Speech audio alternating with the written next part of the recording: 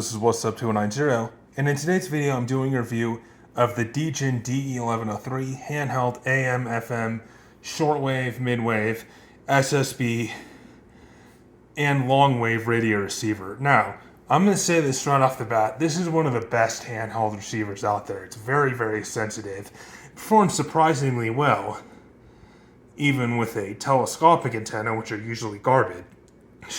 But, you know, one feature is that it does have a jack where you can plug in an external antenna.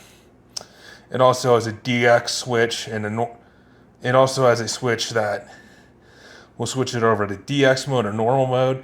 DX mode, the radio will become more sensitive, but in turn will use more battery power. Normal mode, it'll be less sensitive, but use less battery power in turn. Really like this radio's display. It's got a very unique one. You use the keypad here. So in other words, it has both a digital and an analog display. So it'll display the frequency up here, like so. And there you go. It displays the frequency, volume here, and analog display. So in your tune, the analog display will go up slightly. It only has one SSB button.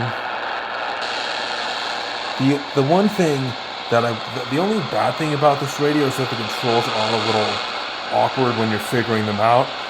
So like for me, like I had to look up how to adjust the volume. You have to press this for 3 seconds and then use the tuning knob to turn it down. And then what else you can do is you can store station memory. So you know, if you have your favorite radio stations, you can store those in the memory so that you can press a certain button and then it'll tune to that station automatically for you. To do this, to switch between shortwave, longwave, and AM, FM, you just use the band and minus buttons, like so. I'll switch it to FM for you. And here's how this radio sounds listening to a local broadcast FM station.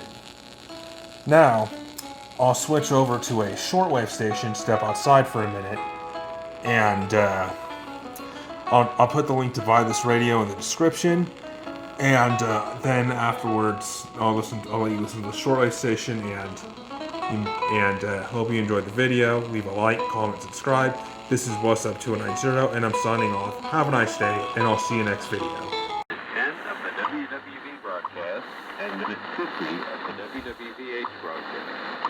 The announcements will provide information to participants regarding the purpose, date, time, and location of the exercise. Announcements will air 2 weeks prior to and during each exercise. Please go to www.dodemars.org